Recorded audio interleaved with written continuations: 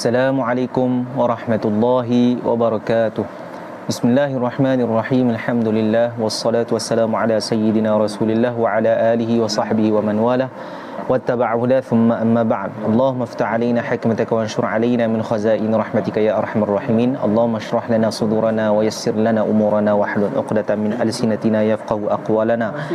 نوينا التعلم والتعليم والتذكر والتذكير والنفع والانتفاع والإفادة والاستفادة والحث على تمسك بكتاب الله وسنة نبيه صلى الله عليه وسلم ودعاء إلى الهدى ودلالة على الخير ابتغاء وجه الله ومرضاته وقربه وثوابه آمين اللهم آمين.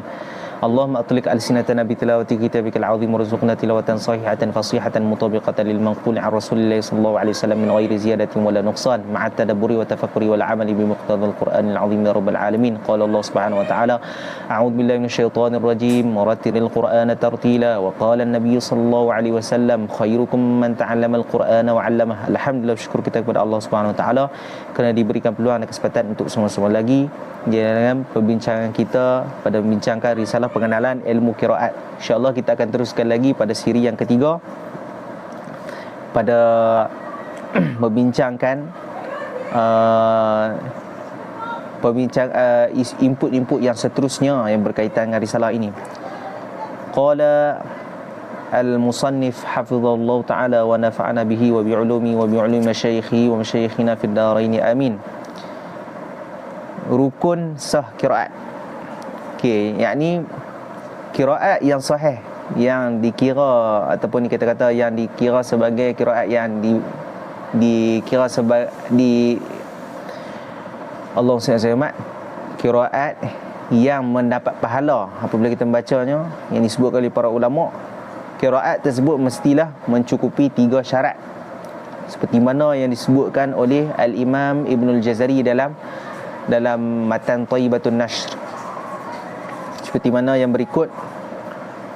Qala Al-Imam Ibnul Jazari rahimahullah ta'ala fa kullu ma wafaqa wajhan nahwi wa kana lirasmi ihtimalan yahwi wa sahha isnadan huwa al-Qur'anu fa hadhihi thalathatul arkanu wa haythuma yakhtallu ruknun athbiti syudzudahu law annahu fis sab'ati.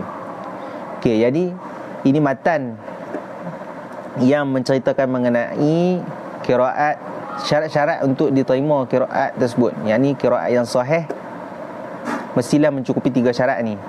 Yang pertama yang disebutkan oleh musannif ni, yang pertama selari dengan salah satu wajah daripada wajah-wajah ilmu lughah Arabiah, seperti mana yang disebutkan dalam matan fa kullu ma wafaqa wajhan nahwi. Maksudnya yang bertepatan daripada salah satu daripada wajah bahasa Arab. Sebab bahasa Arab disebutkan lahjah bahasa Arab yang fusha ada 7. Baik. Yang kedua, bertepatan dengan resam Osmani walaupun dengan jalan andaian, seperti mana yang disebutkan oleh Al-Imam Ibnul Jazari dalam Thayyibatun Nashr wa kana lirasmi ihtimalan yahwi. Maksudnya resam Osmani ni iaitu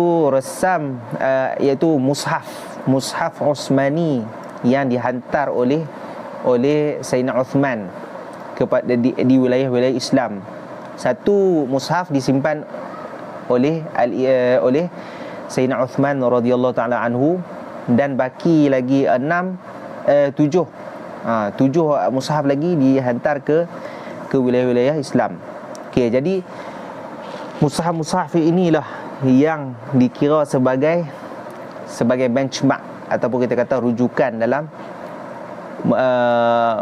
merujuk qiraat-qiraat yang sahih. Yang ketiga, sanad sah lagi mutawatir, seperti mana yang disebutkan oleh Imam Ibnul Jazari wa sahha isnadan huwal Qur'anu. Okey, dan disebutkan oleh Ibnul Jazari lagi fa hadhihi thalathatul arkanu, inilah 3 syarat untuk diterima sebagai qiraat yang sahih.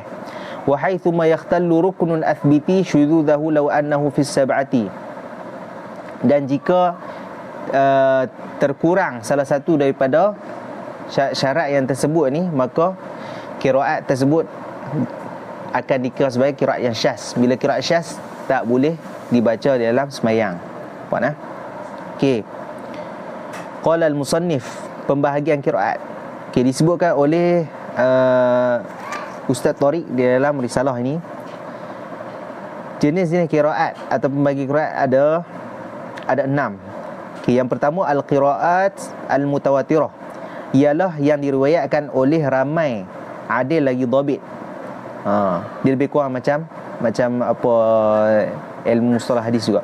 Daripada ramai yang sepertinya sehingga penghujung sanad. Maksud penghujung sanad ni sampailah kepada imam yang memasyhurkan bacaan tersebut.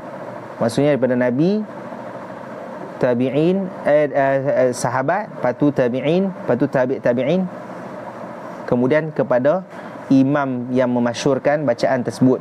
Maka setiap tabaqah ni mestilah mereka orang yang adil. Adil ni orang yang tidak melakukan orang yang tidak melakukan dosa besar, tidak berterusan melakukan dosa kecil, dan tidak melakukan perkara-perkara yang menjatuhkan maruahnya. Manakala dhabit ni maksudnya kuat ingatan. Okey, kuat ingatan ni disebutkan dia lebih kurang macam apa dhabit di si ilmu hadis, iaitu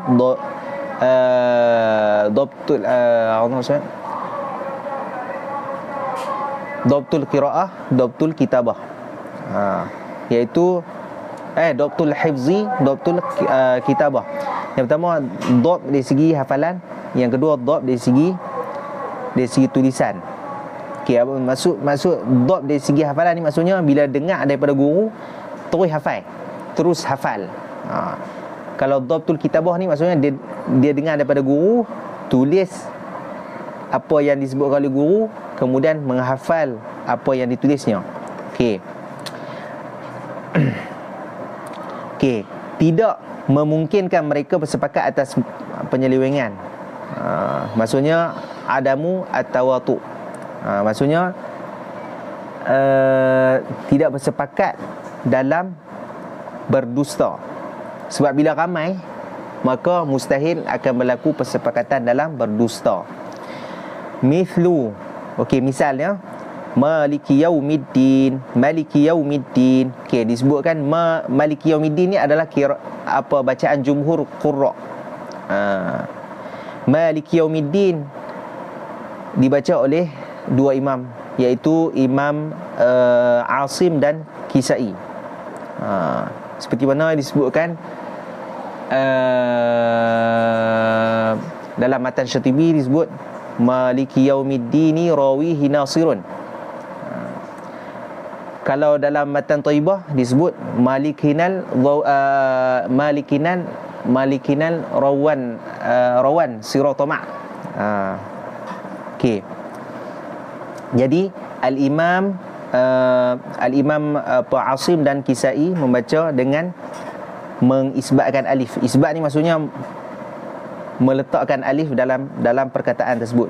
Kalau hazaf alif maksudnya tanpa alif, seperti mana bacaan yang pertama. Okey, yang seterusnya al-qiraat al-masyhurah.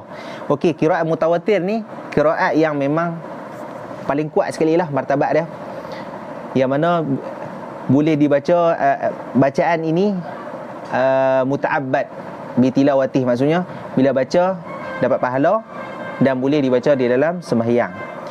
Okey, yang kedua qiraat al-masyhurah, ialah bacaan yang sah sanadnya tetapi tidak sampai ke tahap tawatur, yakni tidak sampai ke tahap mutawatir, serta selari dengan lughah Arabiah dan lisan Utsmani. Maksudnya qiraat yang kedua ni qiraat yang ahad.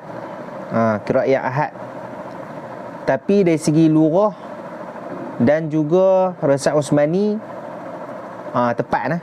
Dari segi wajah lughah bahasa Arab benar, lisan Utsmani pun tidak ada yang berlanggar ataupun bersalahan. Jadi contoh qiraat ni ialah qiraat Abu Ja'far. Okey, Abu Ja'far ni qiraat baki daripada 7. Kalau qiraat 7 tu mutawatir. Lepas tu qiraat yang tambahan tu dipanggil qiraat masyhurah, iaitu qiraat Abu Ja'far, qiraat Ya'qub dan qiraat Khulafa' Ashir. Okey. Contoh dekat sini disebut ma ashhadnahumu. Okey. Dekat sini kita panggil silah mim jamak. Sebab Abu Ja'far dia baca dengan apa, silah mim jamak. Silah mim jamak ni maksudnya selepas daripada dhamir kum, tum, hum dalam Quran lah. Ditambah waw kecil. Ditambah waw kecil. Waw kecil. Ma ashhadnahumu. Selain daripada Abu Ja'far, Imam Ibn Kathir juga membaca dengan qaulan wahidan. Qaulan wahidan ni maksudnya tidak ada khilaf. Memang setiap tempat yang dibaca dengan apa silah min jamak ni dibaca dengan qaulan wahidan, maksudnya tidak ada khilaf yang lain. Manakala Imam Qalun membaca dengan dua wajah. Yang pertama, wajah dia seperti wajah jumhur, iaitu jumhur ni maksudnya majoriti lah, iaitu adamu silati min jama'. Ma ashhadnahum. Lepas tu wajah yang kedua, ma ashhadnahumu. Okey, ni contoh dia di dalam surah Al-Kahfi. Okey, yang ketiga al-qiraat al-ahad. Okey, al-ahad ialah yang sah sanadnya. Dia ada beza sikit lah dengan apa ilmu hadis. Ialah yang sah sanadnya tetapi bersalahan dengan resam Uthmani atau lughah Arabiah. Okey, yang ni beza sikit. Apa perbezaan dengan qiraat masyhurah dengan qiraat ahad ni? Okey, qiraat masyhurah ni dari segi silsilah sanad dia tu tidak sampai kepada tahap mutawatir. Manakala qiraat ahad ni, okey. Apakah persamaan qiraat masyhurah dengan qiraat ahad ni? Persamaannya pada bilangan yang meriwayatkan bacaan ni. Dekat sini bilangan yang meriwayatkan dia sama, cuma beza apa? Bezanya qiraat masyhurah dari segi wajah bahasa Arab dan juga mushaf Uthmani tidak ada masalah dekat situ. Tetapi pada qiraat ahad ada masalah pada apa? Pada resam Uthmani ataupun pada wajah bahasa Arab. Maka itulah perbezaan antara masyhurah dengan ahad. Okey. Contoh dekat sini ialah bacaan qiraat Ibnu Abbas radhiyallahu taala anhuma. Seseorang daripada sahabat Nabi sallallahu alaihi wasallam. Contoh dekat sini, laqad ja'akum rasulun min anfusikum. Laqad ja'akum rasulun min anfasikum. Ni qiraat ahad. Okey, qiraat ahad ni nanti musannif dia maksudnya akan memberikan, maksud kita kata kesimpulan pada pecah-pecahan ini. Okey. Kalau qiraat yang sahih, laqad ja'akum rasulun min anfusikum. Kalau dekat sini anfasikum. Apa beza?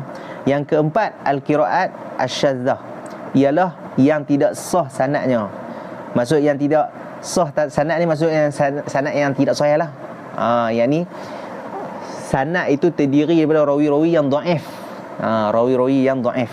Rawi-rawi yang dhaif ni dia banyak cabang dia, banyak ciri-ciri dia. Jadi kita tak mau panjangkan perbincangan pada perkara tersebut, sebab bukan fokus kita.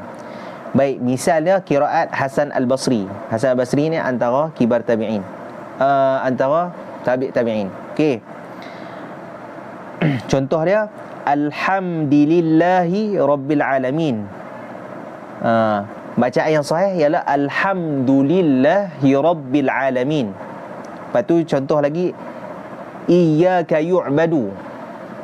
Iyyaka yu'badu. Bacaan yang sahih ialah iyyaka na'budu. Okey.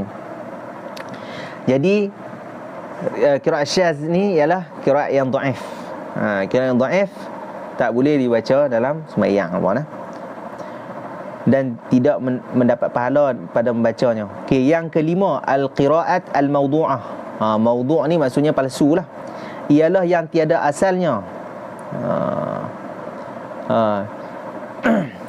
Dia kalau dalam hadis bila sebut tiada asal ni, maksudnya ulama tidak menjumpai sanad bagi riwayat tersebut. Jadi dia ada ihtimal riwayat tersebut palsu ataupun tidak palsu. Cumanya dia berat kepada palsu. Okey, jadi dipanggil al-qiraat mawdu'ah. Seperti contoh dia qiraat al-Khuzai. Innama yakhshallahu min ibadihi al-ulama. Okey, qiraat yang sahih dia innama yakhshallaha min ibadihi al-ulama. Sebab siapakah yang takut? Yang takut kepada Allah ialah para ulama. Bukan Allah yang takut kepada para ulama. Nampak dah? Dari segi nahu dia pun tak betul dah. Nampak dah? Baik. Yang seterusnya yang keenam, al-qiraat al-mudrajah, ialah yang ditambah atas wajah tafsir. Mudraj ni maksudnya tafsiran, bukan daripada bacaan yang asal. Ditambah tu sebagai penafsiran kepada ayat tersebut.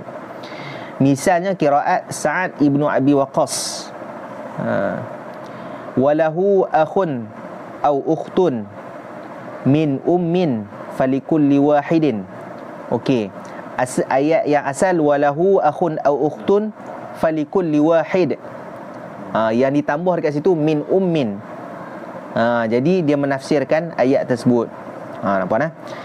Okey, di sini khulasah yang didatangkan, maksudnya yang nak bagi keputusan kepada kategori-kategori bahagian qiraat ni yang disebutkan oleh musannif hafizahullah taala. Hanya qiraat bahagian 1 dan 2. Apa qiraat bahagian 1 dan 2? Iaitu qiraat mutawatirah dan yang kedua qiraat masyhurah. Sahaja yang dianggap sebagai al-Quran. Maksudnya bila baca mendapat pahala dan boleh dibaca dalam sembahyang. Mana? Okey, boleh dibaca di dalam dan di luar solat. Musannif tolong. Manakala bahagian yang lain tidak boleh diiktiqadkan sebagai al-Quran. Maksudnya baki yang lain. Maksudnya nombor 3, 4, 5, 6. Qiraat ahad, qiraat syazzah, qiraat mawdu'ah, qiraat mudrajah. Yang ni apa? Tidak boleh diiktiqadkan. Maksudnya tak boleh dikira sebagai bacaan. Tidak sah dibaca di dalam maupun di luar solat. Maksudnya yang baki tadilah 3, 4, 5, 6 tu. Tetapi harus mempelajarinya dan mengkaji ayat-ayatnya, mengambil faedah lughah, fiqh dan lain-lain. Kalau untuk tafsir dan untuk mempelajarinya, maka tidak ada masalah. Tapi untuk mengiktiqadkan pecahan ketiga, 4, 5, 6 sebagai Al-Quran, maka perkara tersebut tidak tepat dan salah. Nampak tak? Wallahu subhanahu wa ta'ala a'la wa alam. Kita akan teruskan lagi perbincangan kita pada siri yang seterusnya. Subhanakallahumma bihamdika asyhadu an la ilaha illa anta astaghfiruka wa atubu ilaih. Bismillahirrahmanirrahim. Wal 'asr innal insana lafi khusr illa alladhina amanu wa 'amilus solihat wa tawassaw bil haqq wa tawassaw bis sabr. Assalamualaikum warahmatullahi wabarakatuh.